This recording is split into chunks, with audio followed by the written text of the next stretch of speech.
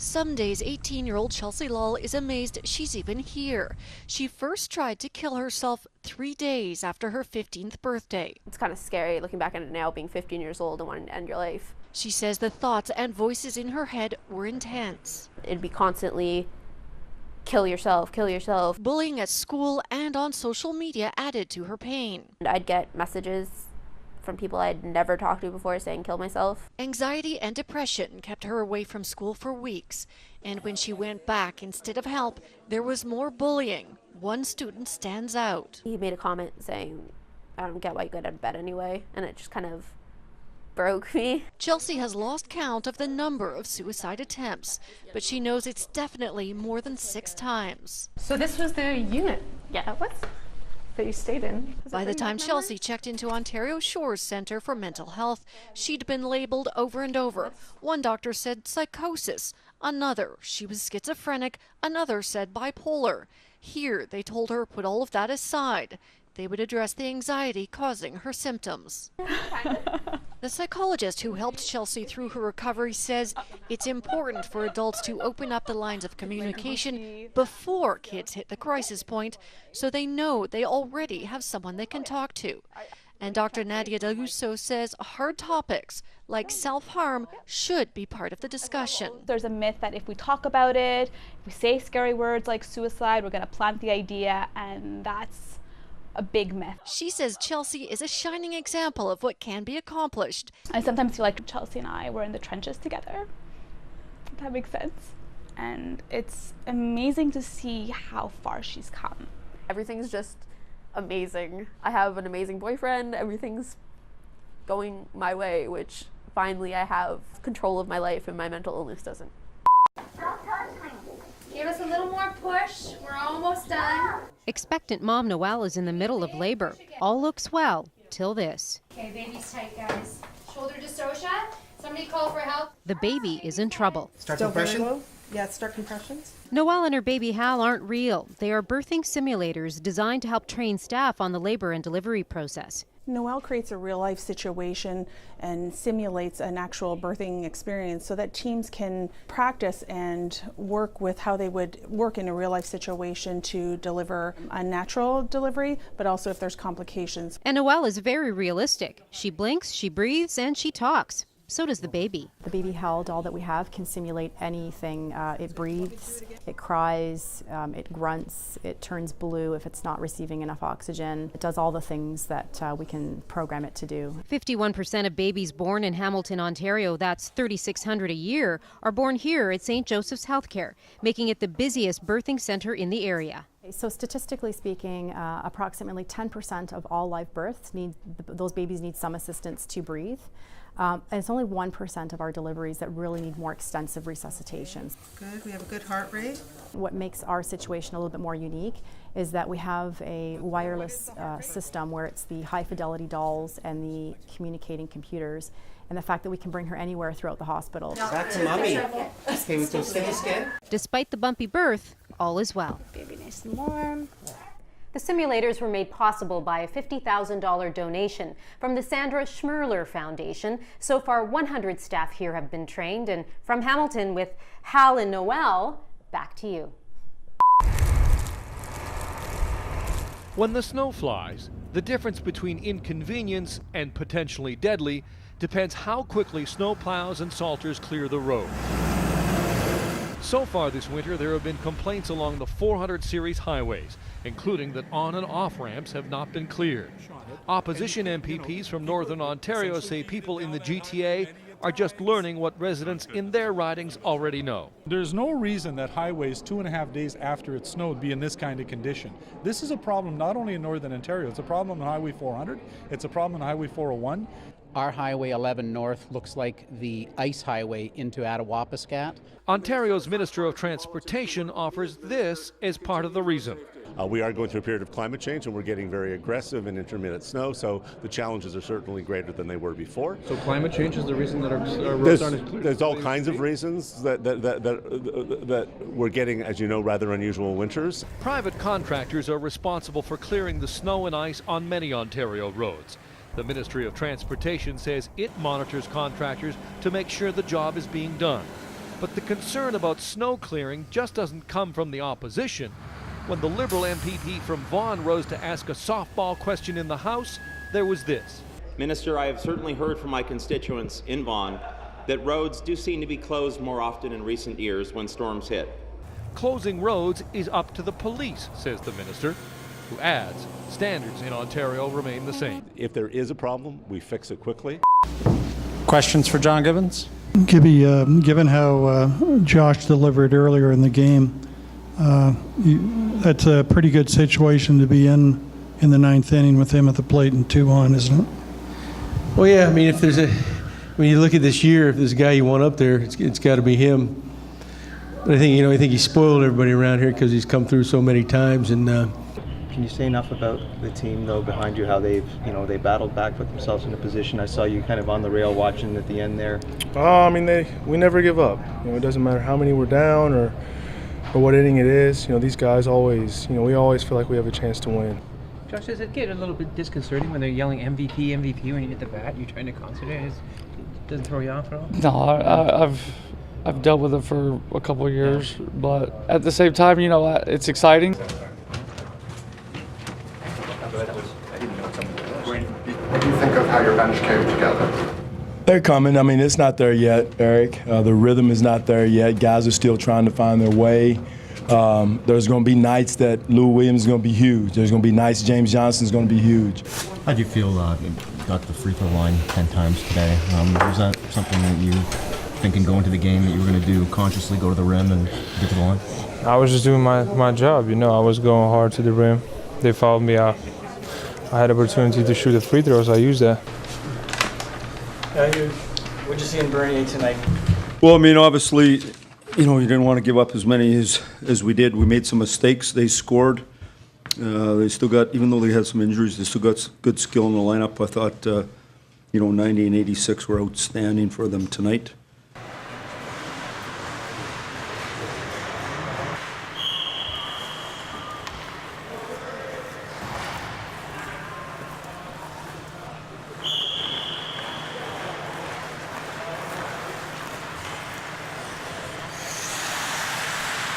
As far as I'm concerned, I'm coming in here to challenge for that number one. I mean, that's how it is every year, whether you're solidified or whether there's an opening or not. I skated coming up to this, but I've done it every year now. I do the same kind of routine and get ready to go. Councillors, you know what? Councillors spoke today.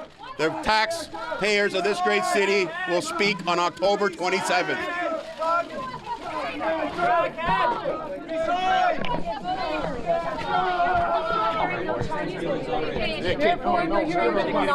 Guys, I hope the thing doesn't hit me, man. Do you feel validated? It's okay. Folks, come on, please. Mayor Ford, how do you the camera, man? Why don't you stop and talk? Holy, why did you don't hit me with the camera? How many times have I told you? Justin Trudeau.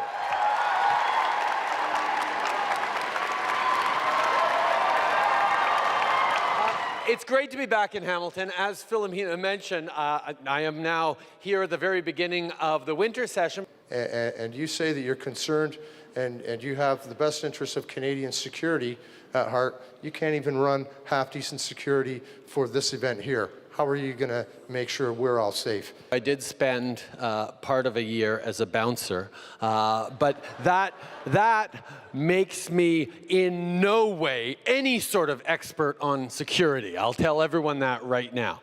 Sorry. There's... Okay. I'm sorry I didn't take your question, but I'm asking this question right here in a white T-shirt. Okay, you know what? Hang on. Excuse me. I will respond to your question. I believe it was about Omar Khader. Sorry. If you will not... Are you done? Thank you. Okay. No.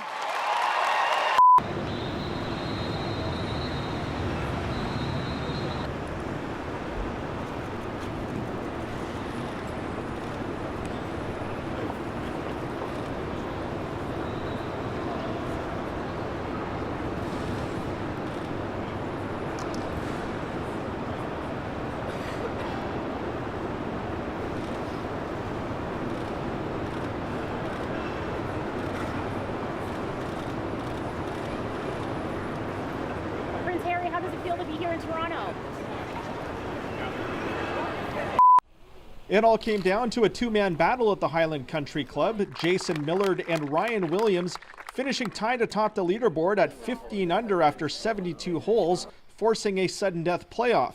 The defending champion Williams just missing the par putt on the second extra hole, giving Millard the dramatic victory. I had no expectations, or I just kind of went out there and kind of free-wheeled it, and fortunately came out on top. You know, unfortunately got in the bunker and ball was sitting down a bit and was, kind of a tough shot, but, credit to Jason, he played great. Not only did Millard win the tournament, but the victory also vaulted him into 5th spot on the Mackenzie Tour PGA Tour Canada money list, with the top 5 earning exempt status next year on the Web.com Tour. All the college, high school, with my parents, supporting me, and I can't even put it into words right now. Topping the money list this season was American J.J. Spaun. His July win at the Stahl Foundation Open in Thunder Bay, spearheading his drive to number 1. It's a great feeling, and all the hard work that I've put in, and all the support that I've had, it's just everything is kind of coming together. So I'm ready to take on new challenges. Earning top Canadian honors on the tour in 2015 is Taylor Pendrith. The Richmond Hill native finishing 3rd overall on the money list, and he too is now one step closer to playing on the PGA Tour. Yeah, it just gives me confidence moving forward. I played, I think, 5 weeks on the Web.com this year, and in between these events, and so I know I can play out there, and hopefully I get a good chance next year. Toronto's Albin Choi just missed fully exempt status, finishing 6th on the money list. Rob Leth, Global News. On the surface, today's announcement is great news for this town. 150 jobs, 1,400 indirect jobs, and what's being called a game changer for the economy. But the multinational company on the receiving end, Nova Chemicals, is currently under investigation by the Ministry of the Environment for not immediately reporting a hydrogen sulfide spill at this plant last month that caused it to be evacuated. So we wondered, isn't there a conflict? Why is the Ontario government providing $100 million to a company that's currently under investigation by the Ontario government? I'm sorry, under investigation? The Ontario Ministry of the Environment is currently investigating Nova through its Investigations and Enforcement branch. Well, we have an expectation of every company in this province that they will comply with all environmental standards. We asked if this would affect today's funding announcement, and surprisingly, Minister Duguid said this. Well, the money won't flow if there's any outstanding compliance issues. We've also learned through workers about another incident at Nova. It allegedly happened earlier this fall and may have involved anywhere between 10 and 30 workers who were exposed to benzene. So we wanted to know what happened, if there even was a spill. When we asked, Nova said this. In the month of October, as we were down, there were periods during that outage where we did detect trace levels. So was there a benzene spill? Someone else a chance. We never did get an answer to that question. In fact, when we tried to press for clarity after the media conference, Nova's director was quickly ushered out of the room. What we can report is that the Ministry of the Environment was not notified of any benzene incident, so if this was a spill, it would be the second one they haven't been notified about, as they are legally required to do. A company that today received $100 million from the government. Last week there was a commercial on the television for Remembrance Day, and I was watching it, and partway through I saw a portion of women in the Army marching, and I noticed that it looked a lot like my grandmother. Well, my first thought was, I guess that's Mom. Pictures of my mother from so long ago were brought back and coincidentally come to our attention. Mothers and sisters, heroes. They were asking for women to join, this would be January of 43. So I decided to join the Army. And I joined in Moncton. The day after I was sworn into the Army, I got a cable from Walter, from Gibraltar, that he was alive, that he had made it. He was missing 4.5 months. By the time that I was in Kitchener, Walter had come back to Canada. The family didn't know it. His parents didn't know he was on his way. He sent me a cable that he was safe. So then we planned to get married. We were married in July, and this happened September. July 3rd, 1943.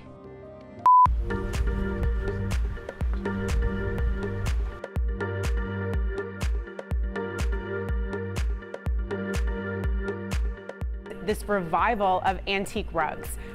LT specifically has, in my opinion, the best assortment of them. They've hired the best pickers in the world. The term antique applies to something that would be 80 years or older. I think what makes them trendy again right now isn't just using an antique rug in a very traditional home. It's using an antique rug in a very modern home. Here, I think some of the patterns feel really fresh and they're very, very unique. Layering rugs is a big one for this year.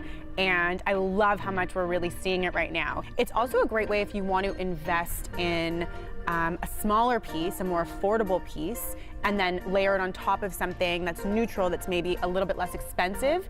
This is my favorite trend. It's a pretty good one. I think oversized lighting, people are scared to go big, and I don't know why. And I'm hoping in 2018 they kind of lose that fear.